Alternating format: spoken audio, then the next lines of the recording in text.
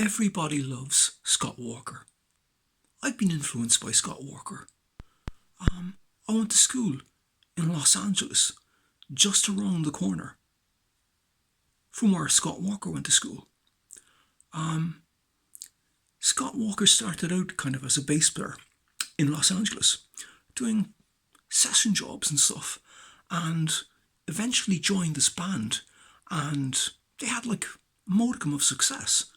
And then he met a chap called John Walker, and he was Scott Engel at the time, and immediately changed his name to Scott Walker. And then they had a drummer, they had a band, and the drummer left, and a chap called Gary Leeds came in, and he changed his name to Gary Walker. And then they had the band, they named the band the Walker Brothers. And they did okay. LA is fabulous. And they were playing around LA, on the circuit, getting a bit of a name. But then Gary said that he had a sponsor, that if they moved to London, to the UK, he had a guy that would pay for flights, pay for accommodation, pay for food, and, get them going. So they went to England, went to London, and not too shortly after that, they were picked up by Philips and got a record deal. And England absolutely adored them because they had the kind of California looks and like cheeky chappies and all this kind of stuff, and fantastic voices. I mean, Scott's sumptuous baritone voice was nonpareil.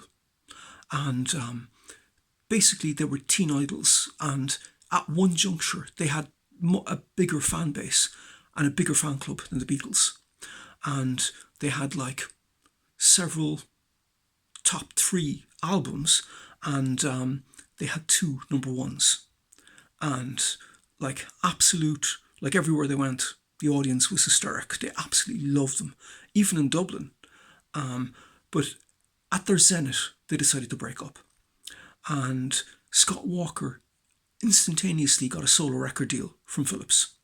But also, Scott Walker was a darling of the BBC, a serious darling, and had 2 series of his own on the BBC. And then he released a series of albums called Scott 1 to 4. 4 albums. Scott 1, 2, 3. The album charted straight away into the top 3. Indeed, Scott 2 was number 1.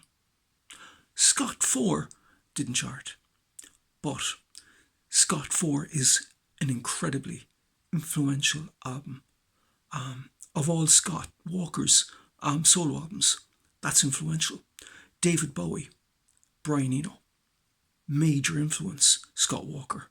Indeed, David Bowie shared a girlfriend with Scott Walker. And, used to listen to his music non-stop. And Scott 4 influenced his Berlin phase. Scott did 4 or 5 other albums, solo albums.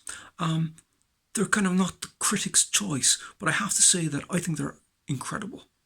Right up until the mid-70s, when the Walker Brothers decided to reform. And basically got back together, Scott for artistic reasons, the other guys for money and fame, I guess. And the first album actually got into the top 10, and they had a song that went to number 7 in the charts. Next album, not great, but the album after that, called Night Flights. That album is interesting. When they did the recording, Scott brought Heroes into the recording and said, this is the blueprint for this album. This is the touchstone. And it's kind of like cyclical influence, because he influenced Bowie and Eno. Now Eno and Bowie were influencing him. The album Night Flights is absolutely incredibly influential, even though it didn't chart very well. David Bowie, Brian Eno brought it into the next David Bowie recording session, and Bowie said, this is it, this is what I want. And eventually Bowie actually covered the song Night Flights with Mike Garson, who played with Paul Bley on Anna Peacock's album on that. Also Midge Ure, when Midge Ure was recording Vienna, the Vienna album for Ultravox, he said that his template for that album was Night Flights.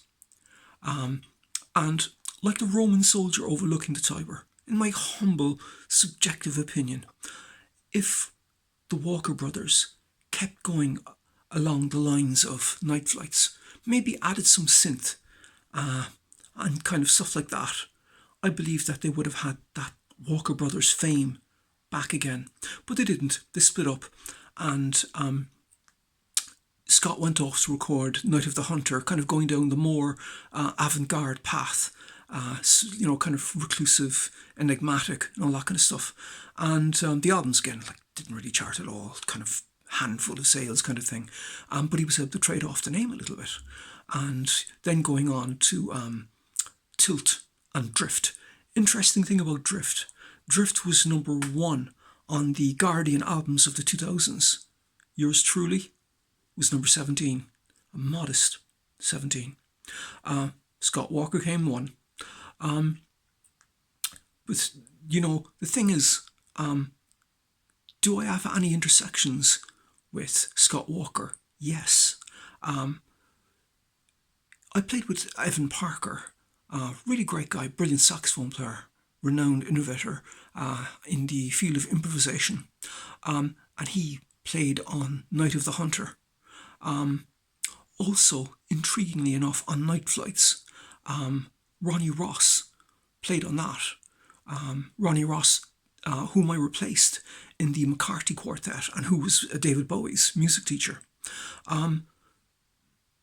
Also, Scott Walker collaborated in a kind of a joint album with Son, and I've got profound intersections with Son from every conceivable angle, actually, as I do with David Bowie.